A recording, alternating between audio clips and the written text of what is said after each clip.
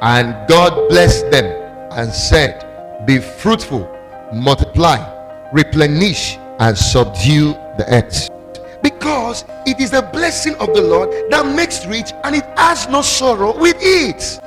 Experience God's wonder-working power as Pastor Prince Abba brings you God's word with simplicity, wisdom, and power. God bless you.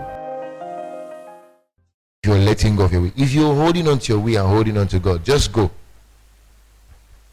Just find somewhere in church and relax. Then you'll be getting the crumbs that falls from the table of, sons. But if you're going to be a meaningful minister in God's hand, that's the criteria. Death to will. Death to will. This is the most important prayer in the Bible. Let me shock you. That's a prayer the devil does not want you to pray. He doesn't want you to pray that prayer. Because what the devil exploits to exploit people is their will. All the temptation of Jesus, the first time he went to pray in the mountain for 40 days, was all temptation against the will. Temptation to exploit the will. Temptation of the flesh is the will. Temptation of pride is the will. Lust of the eyes is the will. All sin starts with I will. There is no sin without will, without I will. All sin starts with I will. It is what you will that causes you to sin. Nothing else. Temptation cannot give birth to sin until temptation meets will. Hello? Until temptation meets will. It's what you feel like doing that made you do what you did. It's not what the devil wants you to do. The devil can throw anything he wants to throw in your direction. But now, when your own desire meets with that temptation, it gives birth to what you call sin. So, sin cannot manifest until will has been activated. So the devil is like an advert company. He advertises. You know what he does? He brings his product and showcases it to you. Maybe he's selling Indomie. He brings Indomie and showcases it. Do they force the Indomie into your boot? Have you ever seen any company that advertises a product, force the product into your house? He's selling pizza. Even if he comes to your house and knocks, and he shows you, this is pizza. It's very affordable, it's sweet. Is he going to force it into your house and say, you must buy it? And he leaves it there and say, it's yours, so you're owing me. I'm coming tomorrow to collect the money. Who does that? Who does that? Even if it happens to your pizza, you can't hold the guy responsible because he did not order for it. He doesn't want to buy, so you have to go with it. So if he offers you the pizza and then advertises and showcases everything that makes the pizza, wow, this pizza is beautiful, if you eat it you will live long, he tells you all those powerful things. After he tells you that, that thing that makes you buy it at the end of the day is your desire. That advert has to appeal to your will, it has to appeal to your eyes, it has to appeal to your emotion, it has to appeal to your will. That is what makes you patronize the pizza. That's what the devil does. The devil is an advert agent. He doesn't force people to do things. He only advertises his wares. He advertised the kingdoms of the world to Satan. He didn't turn the stone to bread and put it into Jesus' mouth. He only told him, if you are the Son of God, turn this stone to bread. That's all. And then Jesus had to submit his will. He had the power to turn the stone to bread. The devil wouldn't have told him that if he didn't know he had the power. He knew he had the power to do that. Jesus, knowing that he had the power, had to align that will to God so that God's own agenda can prevail. Is somebody hearing what I'm saying? Number 2, jump. He will give his angels charge. Is that correct? Yes, it's correct. But Jesus knew, it's not my will. I didn't come here to do high jump. I came here for a serious business for my Father. So all these things you're telling me to do, it's not like I cannot do it. I don't even need angels to give any. I don't need to order angels. I'm the one in charge here. I can jump here and give myself control. I have all what it takes to control myself. I don't need any angel self. Even if I want angel, I don't need to even say what. Just at the snap of my finger, legions will appear. But he say again, for the will of heaven to come to pass, mine has to die. Mine has to go down. I have what it takes. Number 3, bow down and worship me. Oh, I should bow down and worship you. If I bow down and worship you, all the nations that would have bowed down to God the Father will be lost. So I can't bow down to you, sir. Sorry. That is where you need to now understand that this backsliding, most of you are backsliding. It's not about you. It's about people who will go to hell. When you start feeling like I want to give up and throw in the towel and go back to the world, remember it's not about you. It's about people who will go to hell if you fail.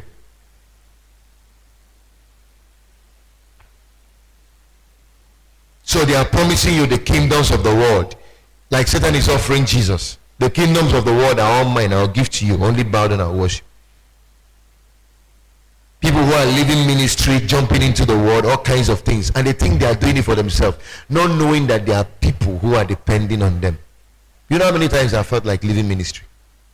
Each time I look at my will, I feel like what helps me realign my will is what happens if I do this thing I want to do now. How many people will go to hell? Then how many people will be lost in destiny? So I now take that will and realign it back to the Father. Realign it. That's why Jesus taught the Lord's Prayer. That third component of that prayer line. Thy will be done on earth as it is in heaven. Your own has to die for heaven's own to be done. The reason why the earth has not started looking like heaven is because people are doing their will. If everybody surrenders their will and take up heaven's will, we will turn earth back to heaven. I don't know if you're here. Hey, that one entered me. Oh. Crime, prostitution, rape, nonsense everywhere going on in your world. It is a response to it's just an x-ray of people's will that are not dead. There's somebody who is an answer to that problem, who is still holding his will in his hand. Are you hearing what I'm saying, sir?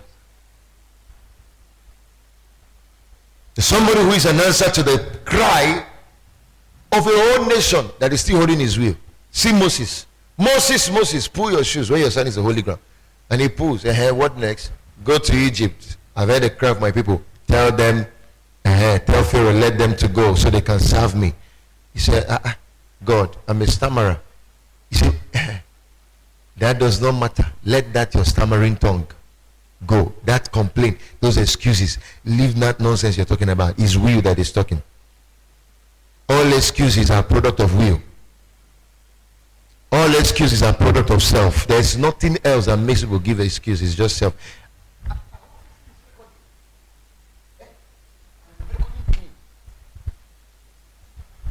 All excuses, product of will. Sir, you know the reason I didn't come is because I had quiz. There was this deal I wanted to close, so I needed to. Is will. That is it. That is it. So I was so tired, they gave me injections, so the thing was paining me. Your will just wanted to do what is comfortable with it. That sleep is more important than that kingdom.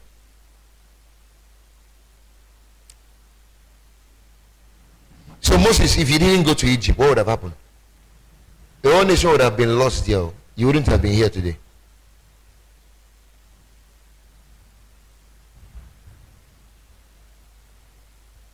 The whole earth is in a state of mess because people won't let go of their will for God's will to prevail. People who think life is about them. People who think the world is created for them. Show me what you're enjoying that was not a product of somebody's death. The shoe you're wearing, a cow died for it. Show me one thing. A cow had to give his life, submitted his own will. You think they want to die? See how they struggle when they are killing them. He doesn't want to die, but somebody needs to wear shoes. So The guy has to submit himself. I was watching a clip of new inventions of technology, how they drill milk out of cows now. And they put this cow inside a particular engine. You need to see the way they were collecting the milk from the... Imagine the cow does younger, I will not supply. How will you drink your tea? How will your children grow? So you give birth to children, how will you, their bones and all that? Imagine. Imagine that your mother, sweet 16, when she was a teenager, you need to see how her breasts were pointed. Pointed. Tear rubber. They were all standing. Now she's married, she has taken in, and you are the one she's carrying. 9 months after, she has produced you. And then you have to eat to grow. Imagine she's telling you, sorry, you have to go and find how you will feed yourself. Because this breast, I'm not willing to allow it go down. Because I don't know I'm going to stand before my equals and be showing them flat breast. The breast has to die so you can live. All those milk the guy has to suck life out of the breast. Everything will now go flat. Then she now begins to pad with Wonder Bra. Look at women when they are still single. See their tummy, how it's looking flat and beautiful. When they now give birth to the first and the second, see how the thing becomes rumpled. Hello, go and check your mommy's on. You will see the same thing. It now becomes that becomes the most ugly part of their body. I found that most women don't like showing it. Because that thing they carried, when they now give birth, there's a contraction that happens there. If a folding that happens, because that thing now relaxes and then it begins, because that thing that protruded like that, when it now goes back, it folds. So you see a beautiful woman that needs to show me what didn't die for you, for something to be given. See the chair you're sitting on, something died, trees died. You think those trees want to go down? See how they're looking beautiful, shining, green leaves everywhere. And then they put saw. You have to die. We have to skin you. We have to cut you into planks. We have to saw you and produce chairs. People can sit down. Show me one thing.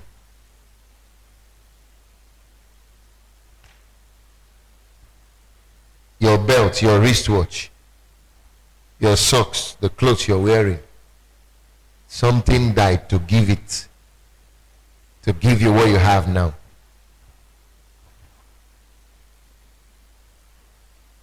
Until people's will, egocentrism, self, until those things are thoroughly dealt with, you won't give birth to a kingdom that reigns on earth. Thy kingdom come. How will it come? Until people's will have been let go. Thy will be done on earth as it is in heaven. God's will won't prevail when men's will are standing in the way. Your will is blocking God's will from prevailing. That's why the earth is the way it is. See how selfish you are, pregnantly selfish. That's what is standing in the way of the revival we're talking about. That's what is standing in the way of the reformation we have been praying for. Why won't teenagers be misbehaving when there's somebody who is an answer to the schools who is holding his will back? He doesn't want to die. Why would the campuses be exploding with cultism when there's somebody who is an answer to that territory holding his will back? He doesn't want to die.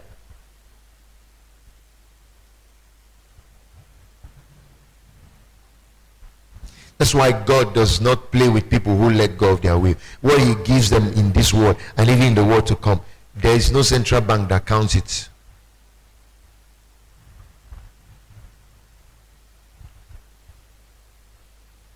The kingdom comes with costs. Hey, hello. Show me what the kingdom is costing you. I'll show you what you'll be rewarded with. You can't show me what the kingdom is costing you. Forget reward. There's nothing for you. You know, some of you think this heaven we're talking about is a mirage. Wait until that day. You see it's as real as life itself. Real. Real. Not just the heaven, even here. The reward of living out the purpose of God for your life, letting go your will so that God's will can prevail. If you know the reward,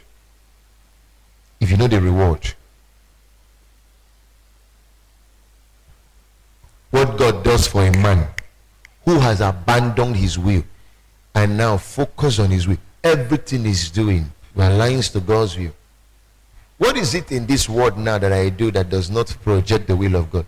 Everything I do. I go to go and get a PhD now. It's not for me, it's for the kingdom. How will that PhD help improve the state of the kingdom? How will it help grow the kingdom? That's what I'm thinking about. I get admission now abroad. I'm not thinking about abroad, I'm thinking about the kingdom. I get opportunity to go and do vacation abroad. I'm not thinking about the vacation. I'm thinking about this opportunity. I have to go and even rest for 2 weeks. How do I plant church there? How do I win souls there? Have you not found out that the most traveled men in the world are men of God? Yes. The ones they are deporting are the ones who went to go and fulfill their will.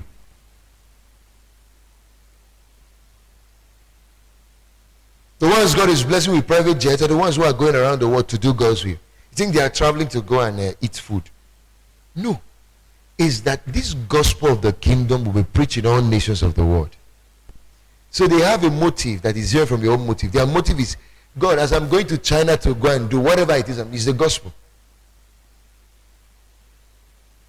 For a person like me, traveling is not my problem. I'm going around the world, it's not.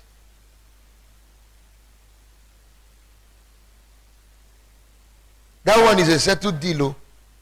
The 7 continents of the world settled. It's not a big issue. US, Canada, you don't need to struggle at the embassy. People are giving testimony with God gave me opening to go to America. When Jesus said, go into the world and make disciples of all nations, did he tell you are going to need visa for that? He said, go. That's the visa. Go. The gospel is a visa. The gospel is a visa. The gospel. There are nations that will just do visa and tell you to come.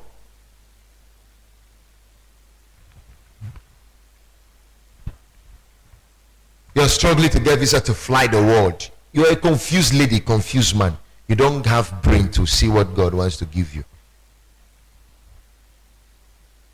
Anywhere this gospel of will is preached, people are usually uncomfortable. It's the truth. They want it where they are preaching about what has to do with them. They don't want anything that has to do with laying their life down.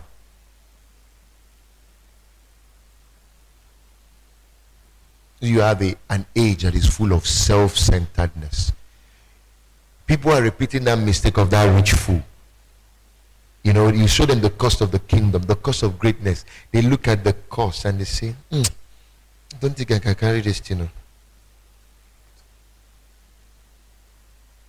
When the man is thinking about himself only, thinking about himself, God can't show you mysteries beyond you. God can't show you weights beyond you. God can't show you things beyond you. Can't you see, every time I'm talking, I'm thinking about other people, and I'm thinking about other people. God starts showing me things beyond me. Things, the equipment God puts in my hand, equipment He's giving me for other people. But as I'm using those, as He's giving me those equipment, and as I'm using it to help people, what is happening is that my light is shining even brighter. Hello.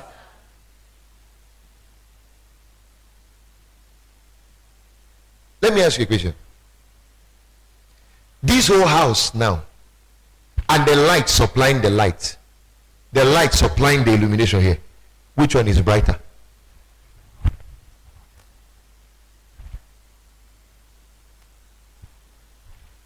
Hello?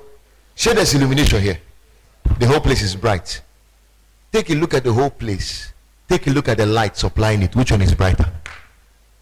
When you withhold your light, the Bible says, let your light so shine that men may see your good works, glorify your Father who is in heaven. You are light. When you withhold your light, your life is full of darkness. You think you are undoing somebody. What God wants is, use the light He has given you. Illuminate your environment. Illuminate your world. Illuminate your community. Illuminate your campus. As you are doing it, you become the one shining the most. This book, you see, you can see clearly here.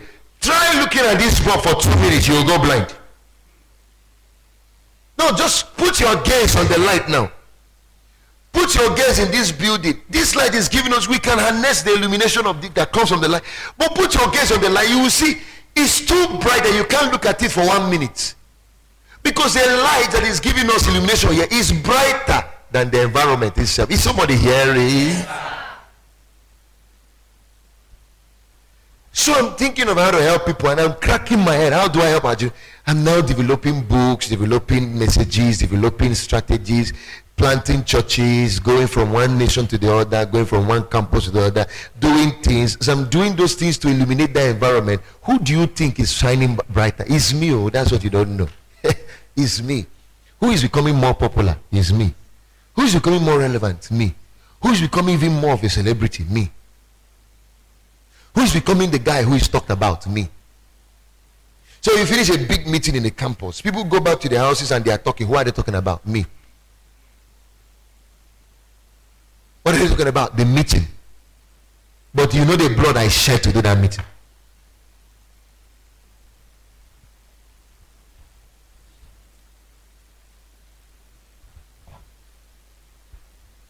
So you withhold your light because you are living for you. You are full of darkness.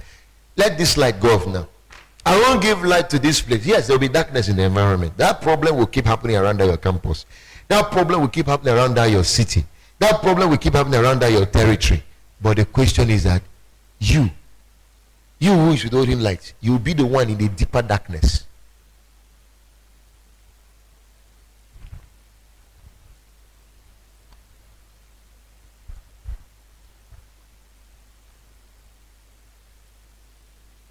I don't know if I'm talking to somebody here. So the first thing God said I should deal with is this issue of will, self, will. Once it's been dealt with,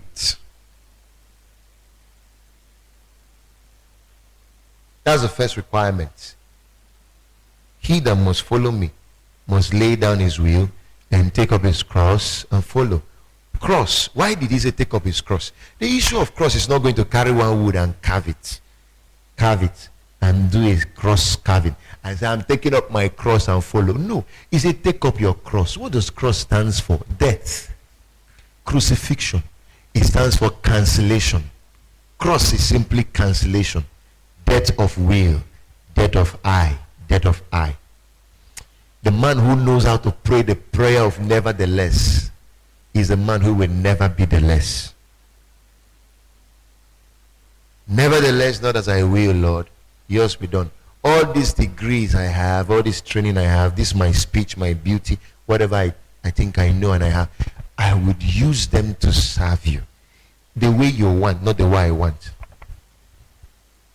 There are people who are choosing how to serve God. Pastor, I'm a doctor, it's not the same thing as far as I'm in the hospital, as I'm treating patients, is it not also service to humanity? Who told you that?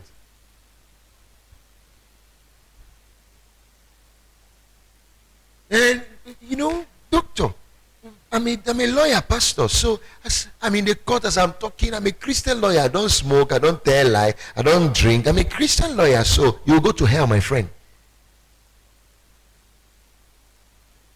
God didn't call you to be a Christian lawyer.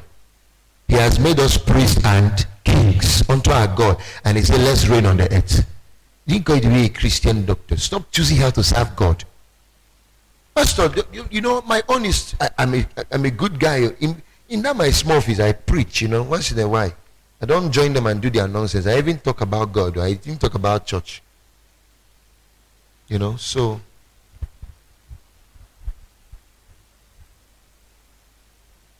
Bible says, let your light so shine that they may see your good works and glorify. Good works. There's a work to be done there, my friend.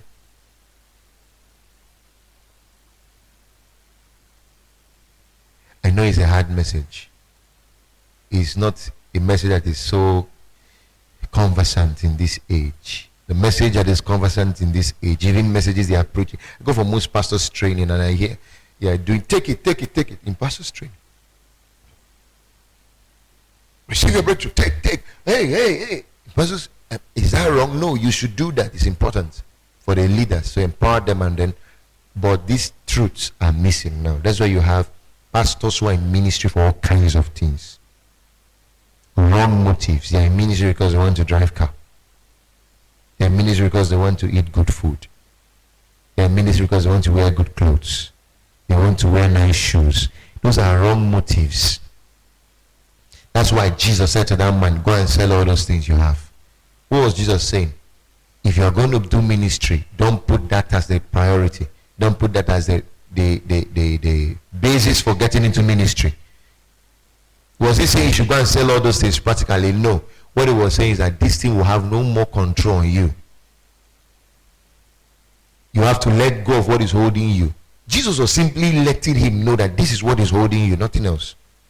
He said, go and sell it off. He didn't say you should go and dash people. That's what it was, only showing him that see what is holding you. The guy, and you see, he said, sell these things and give to the poor. Then come and follow me.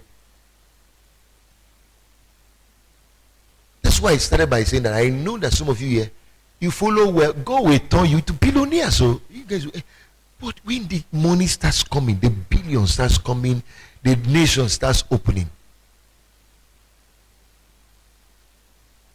Do you know my kind of person? You've seen me now. You see that things doesn't move me. Money doesn't move me. Clothes doesn't move me. Cars. Have you seen that in my life? Doesn't move me.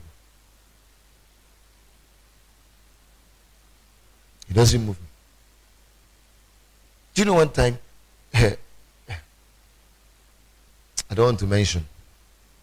Somebody promised a huge amount of money. He says he's going to put in my accounts.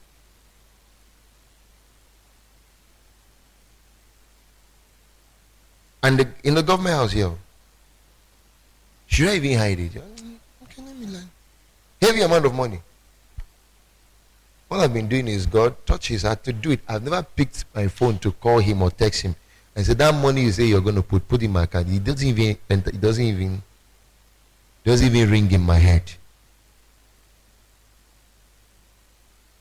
The way this thing works is if you are the center of God's will, God makes resources line up naturally. And then if your motive is not that, how we will know is when the thing comes, you don't even know whether it's there or not. When it is even demanded for, you are not even thinking of yourself first. You release it for the kingdom. It's not your business whatsoever.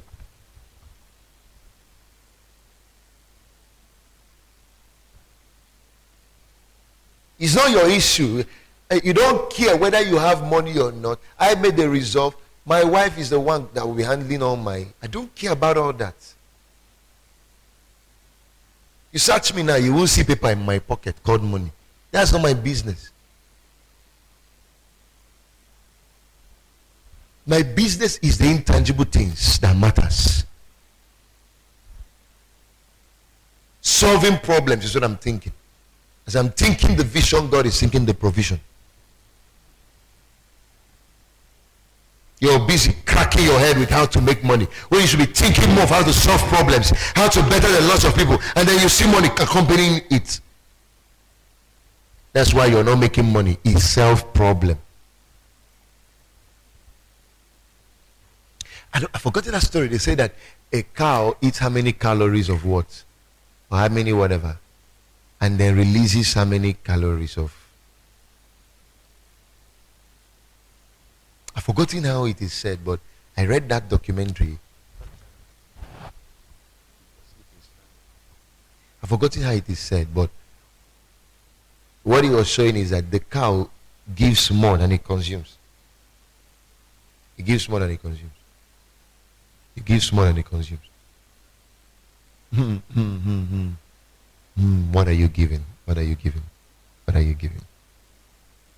Death to self is the only way to guarantee a great ministry, guarantee a great leader, a great pastor, a great man of God. The only criteria is death. Surrender that will. That's what Jesus let go. For Peter and the rest of the disciples, it's the same thing. Peter, hold on to your boat, lose becoming fishers of men. Hold on to your fishes, then fulfill. Or if you are going to become that first pope, let go your boat. What is your boat? What is your boat? What is your boat? What is your boat? There's a meeting I'm going to be attending in the FCT. It's a priesthood summit, and I'm looking for young men who will let go their boats to be there. Why am I stretching myself like that? You see, I let go of my honeymoon. I was supposed to go to Dubai and go and have my peace for 2 weeks. I let go of that stuff. When it starts counting, you understand.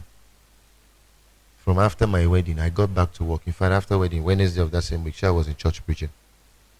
What am I modeling to you? Dead man, dead will. Not my will, not what I want now. Let the honeymoon wait. We will have it in full.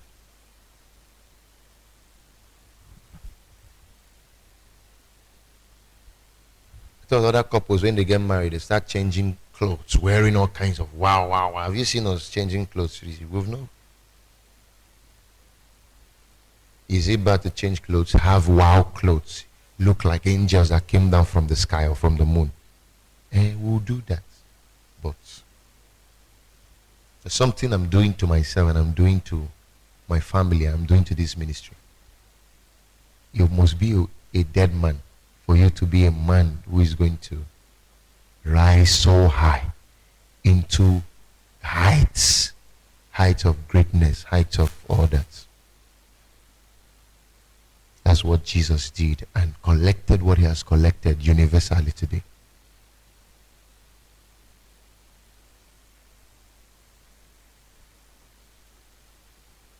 What is your boat? He needs that boat. Let go of that boat. Every time I read about the document, the account of Jesus' triumphant entry, I get inspired over and over again about, how a donkey that was not known, irrelevant, tied behind the back of a man's house. Just normal Jackie, normal donkey. Jesus just said, get me the donkey.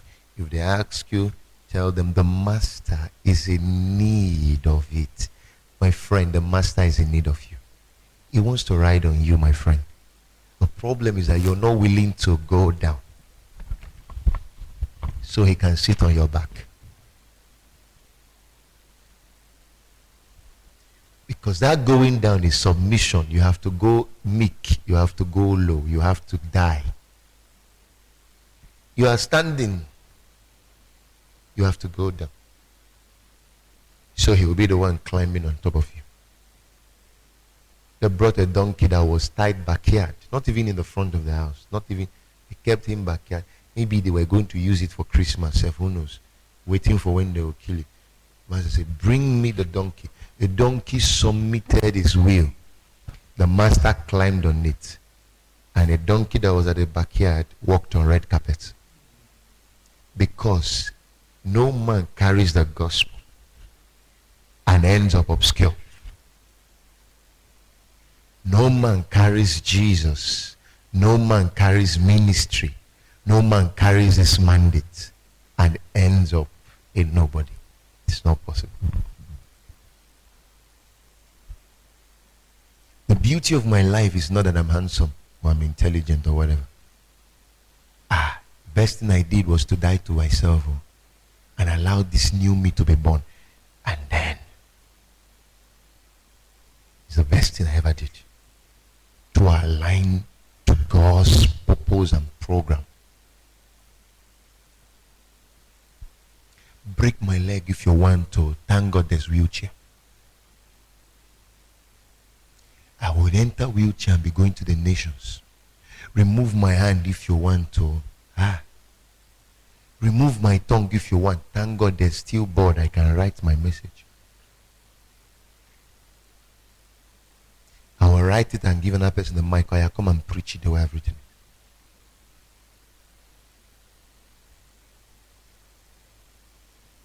Oh, God has given me all this equipment. I have 2 legs. I have my tongue intact. Brain that is functional. Eyes that sees clearly. Mouth that can speak. Brain that can understand when it reads. And then you think God gave it to you for you.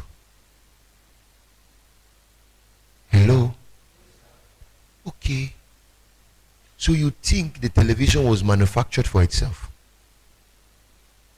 If you feel like sleeping, make sure you stand up and do some ushering work a little. That thing making you sleep is self. Self.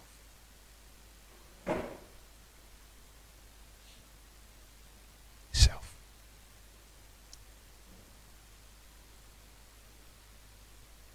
It's not tiredness itself, sir.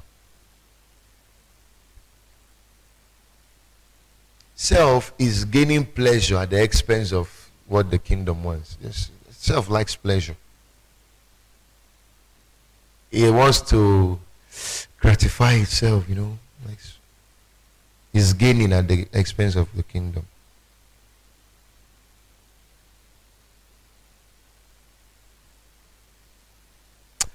Oh.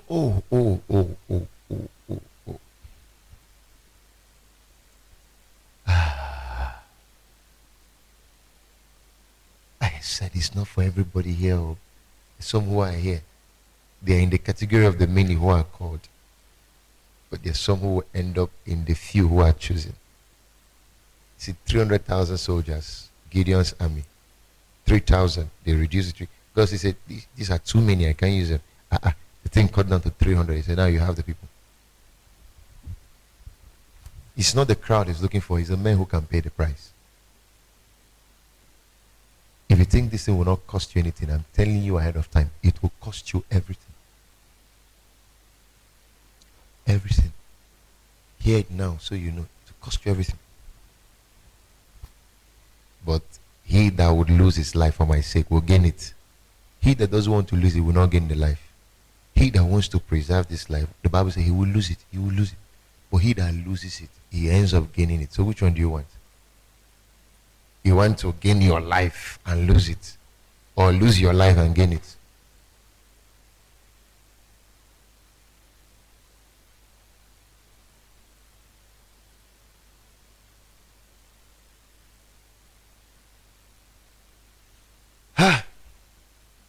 This ministry thing would definitely have a lot of, other things you need to hear in line with this thing. Look at all the reformers. Like, for instance, that new book I'm doing, Legacy. Go and get it. Go and get it. Go and get it. Get it ahead of time. All those guys I'm writing about, lessons to learn from them, their story and their history. Why am I writing it? You need to know that there are men who died for this thing you are enjoying today. So you also see that you have a storyline. You have your own storyline. Don't abort it. Do you know you are a history line, a storyline to be told? You can end up never being told about if you don't let go of this. See what Nelson Mandela suffered. Did you see that place he suffered for? He was in prison for 27 years. Did you get that part? They even offered him freedom and said, never talk about this thing again. The man said, I'd rather remain here. Then you see Christians, pastors, leaders you're bringing for one night training, they're already off. They don't understand what you're. They are angry with you, they are frowning at you. You don't get it.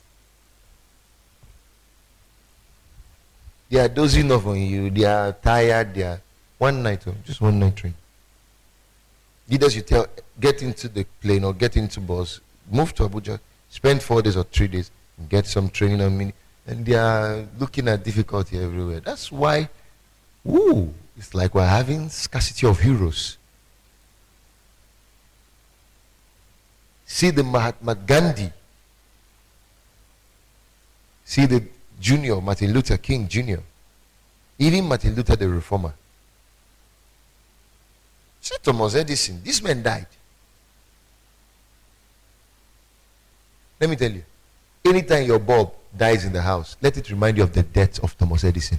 That's what it took to produce what is giving light. Let it remind you of that. It took the man dying over 1,000 times. Dying over 1,000 times. Dying over 1,000 times. Paul said, my little children, you who might travail again in birth until Christ be formed in you. Travail. I travail at the place of prayer. I travail at the place of study. I travail at all kinds of things. You will be surprised to know that even while you had that little blackout you had, I've developed another book there. That's what is here. I didn't come here with this paper. Where is my protocol man? Sure, you gave me these two papers. Clean. I just developed a book sitting down there. Why you had that brief blackout. That's what it is. And that's what I'm going to be sharing with you now. In a few minutes, you'll be so shocked how that thing developed here. You'll be so shocked. These are ministry equipment I'm building. I'm developing books as I develop papers everywhere in my bag. You see papers, books scattered.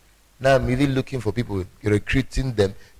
Go and please start adding, do framework for me. I will build on it so we can have a lot of these things coming up.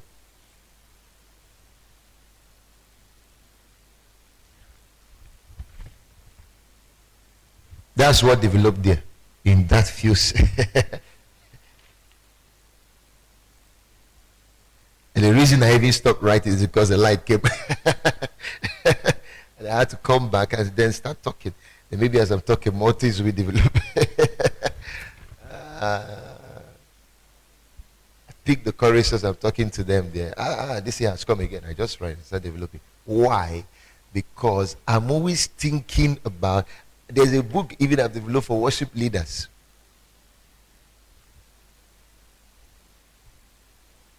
Becoming an effective music minister. That's the book. I've written all kinds of things on that one alone. Writing them. How to be a good praise leader. All those things you see me putting in Yugong group. You don't notice my books. If you're in that Yugong group, all those things I was writing those times. On all those tips for being an excellent music minister, how to prepare for worship, how to prepare for praise, the altar life of a music minister, all those things, the importance of consecration, the importance of sacrifice and honor, all those things I was typing there. You think I'm just the prayer life of a music minister, you think? When you start dying to self, then you now qualify to access those things that God calls the mysteries of the kingdom. The Bible says it is left for sons to search. Sons are people who carry weight on their shoulders. Unto us a child is born, but unto us a son is given. And the weight of the kingdom shall be on his shoulders. The government shall be on his shoulder. The government, systems, burden.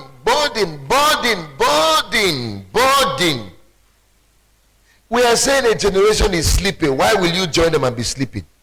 You want to awaken a generation and you are sleeping. You will not awaken that generation. It's your eyes that we need to be up, to be open, for these guys to be awake. You can't be saying a generation is sleeping and you are sleeping. Your own needs to be open.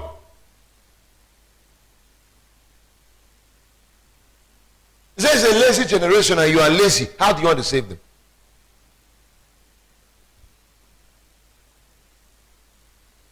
A generation that lacks discipline, and you are the one who is the master minder of indiscipline. You are the manufacturer, the manufacturing plant. How do you want to save them? You waste your time for nothing and you go nowhere.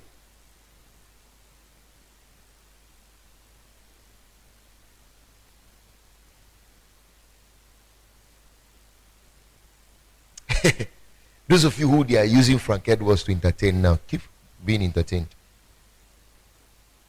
The funny thing is that you won't go for any entertainment program and see Frank Edwards sitting down as an entertainee.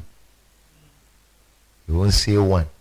He doesn't attend meetings as a participant. He attends as the one entertaining the participants. That means the training that made him is not participants training him. It's not participants meeting that trained him. Those of you who want it, think twice. When you see Mercy Chinwo and all those guys, you think it is concerts they were attending to go and sit down. Do you know the extra work they are doing to develop those songs?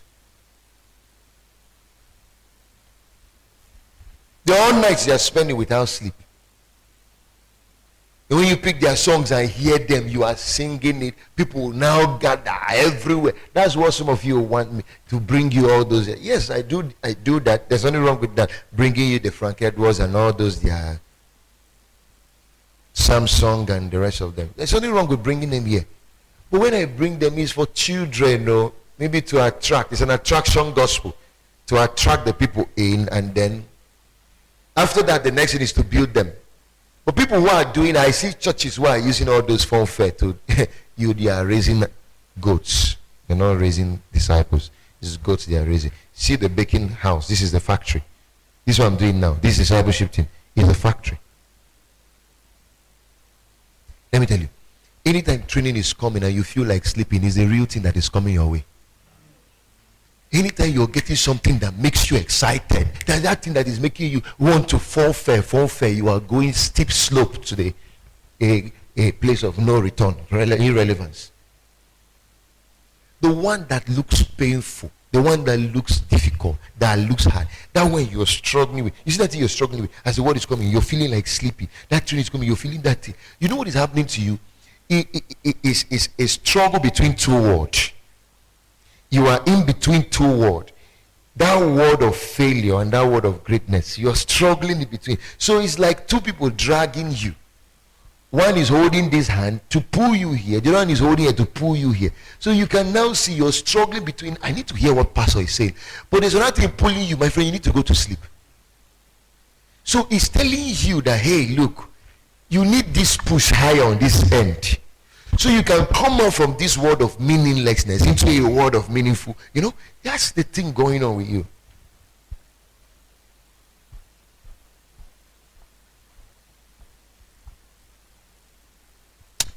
Tell yourself, I must get this thing. You're not saying it. See how they are talking. Talk with. Yes, say it again. Say, I must understand what pastor is saying.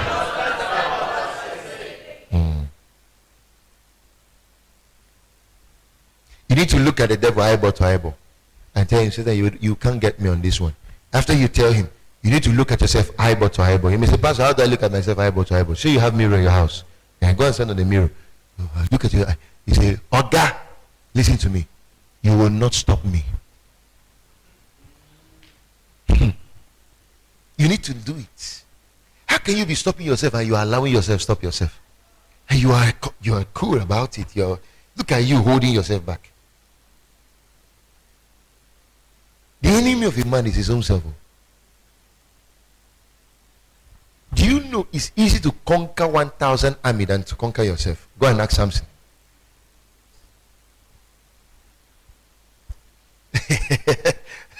It's easy to defeat the whole battalion of soldiers. Kill them. Okay, go and ask Alexander the Great. You see what destroyed great men is indiscipline, laziness. Ignorance. You see all this nonsense. Indiscipline. You don't have stamina.